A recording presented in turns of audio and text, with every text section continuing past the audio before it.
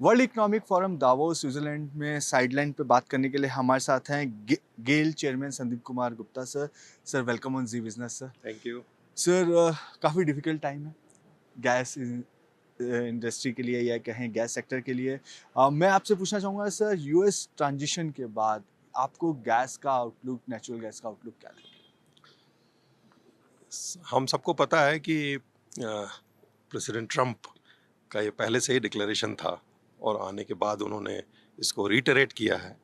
So he is for more gas and oil for USA and he has announced an energy emergency. तो हमारा मानना है कि अब यूएस में ऑयल एंड गैस का प्रोडक्शन बढ़ेगा और हालांकि ये प्रोडक्शन टाइम लगेगा इसको बढ़ने में, लेकिन आने वाले समय में हमको लगता है कि गैस के प्राइसेस अब सॉफ्ट होने चाहिए क्योंकि प्रोडक्शन लेवल्स बढ़ेंगे।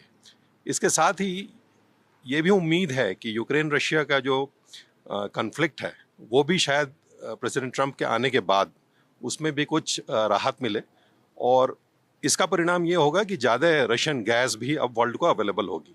ये भी एक पॉजिटिव फैक्टर होगा जिसकी वजह से गैस का अवेलेबिलिटी बढ़ेगी और प्राइसेस सॉफ्ट होने की उम्मीद है आने वाले समय में। है? तो सर हम उम्मीद कर सकते हैं जो सीजीडी के प्राइसेस हैं वो आने वाले समय में थोड़े कम हो पाएंगे। एक ये पॉजिटिव फैक्टर रहेगा। सीजीडी के प्राइसेस निर्भर करते हैं कि क्या उनको डोमेस्टिक गैस एपीएम प्राइसेस पर एलोकेट होती है और कितना उनका कंपोनेंट आरएलएनजी से पूरा होता है। तो जैसा आपने देखा होगा पिछले एक महीने में उनका सीजीडी एलोकेशन पहले घटा, एपीएम एलोकेशन पहले घटा था सीजीडी के लिए और फिर वो थोड़ा सा रेस्टोर हुआ, 50-51% के आसपास रेस्टोर हुआ है और बाकी आरएलएनजी है। तो जितना कंपोनेंट आरएलएनजी का है, अगर प्राइसेस सॉफ्ट होते हैं तो डेफिनेटली सीजीडी के जो कॉस्ट होगी वो कम होगी और उससे प्राइसेस में भी शायद राहत आएगी। लेकिन जैसा मैंने बताया ये प्राइसेस में सॉफ्टनेस आने में समय लगेगा क्योंकि प्रोडक्शन इमीडिएटली बढ़ने की कोई उम्मीद नहीं। तो सर आपको लग रहा है कि जो प्रीवियस लेवल थे सीजीडी के वो अब जिस तरीके से आप बता रहे हैं 50-51% तक आए हैं, कब तक सर आपको उम्मीद लग रही है कि वो एट पार हो जाएंगे जो प्रीवियस लेवल्स थे?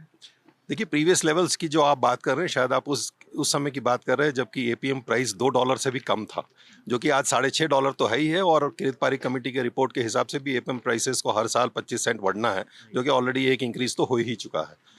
तो और आरएलएनजी प्राइसेस भी जैसे मैंने बताया क्योंकि अभी तक पॉज भी था, बाइडेन एडमिनिस्ट्रेशन ने एक पॉज किया हुआ था आरएलएनजी प्रोजेक्ट्स पे, वो पॉज लिफ्ट होने में और प्रोजेक्ट्स को आने में समय लगेगा। सो इसलिए अभी आरएलएनजी की अवेलेबिलिटी और आरएलएनजी प्राइसेस में सॉफ्टनेस में अभी टाइम लगेगा।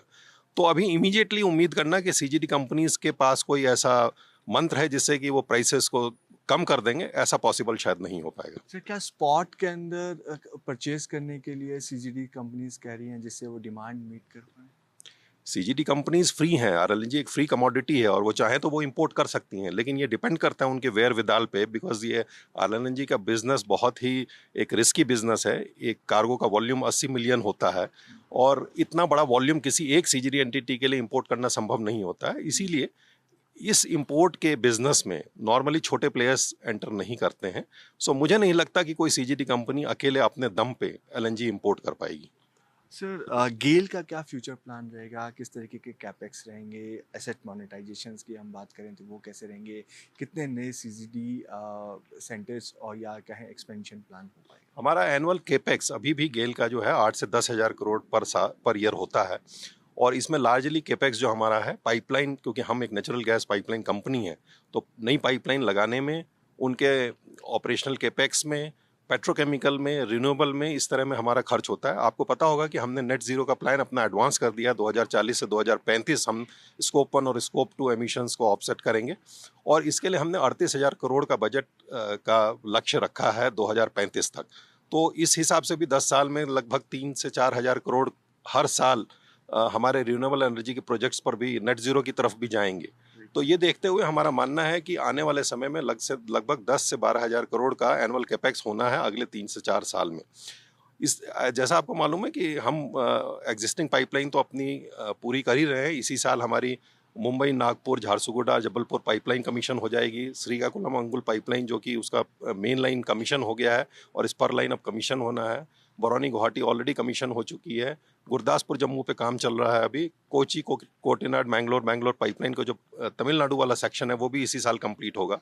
लेकिन इसके साथ साथ ही हमने मंत्रालय से और पीएनजीआरबी से नई पाइपलाइन को हमको गेल को ऑथराइज करने के लिए कहा है, जो कि कुछ और कंपनियों जिनके पास ऑथराइजेशन था वो पूरी नहीं कर पाई हैं।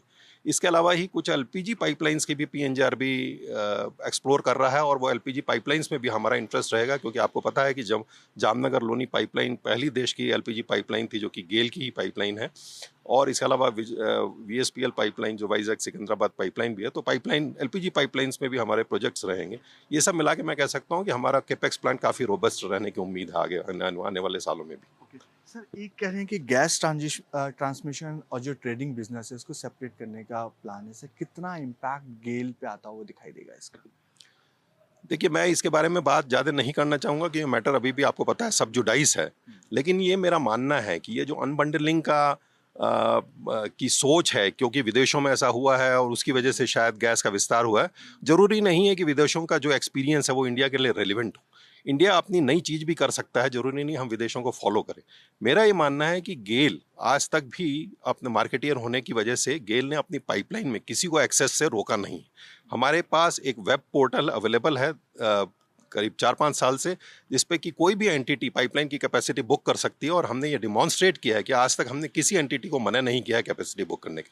सो मेरे हिसाब से अनबंडलिंग का आइडिया कोई महत्व नहीं रखता है। सर, एनजी ट्रांसमिशन गैस जो है उसके प्राइजेस रिवीजन की बात है पीएनजीआरबी में, सर कब तक आप वापस रिव्यू के लिए जा सकते हैं सर?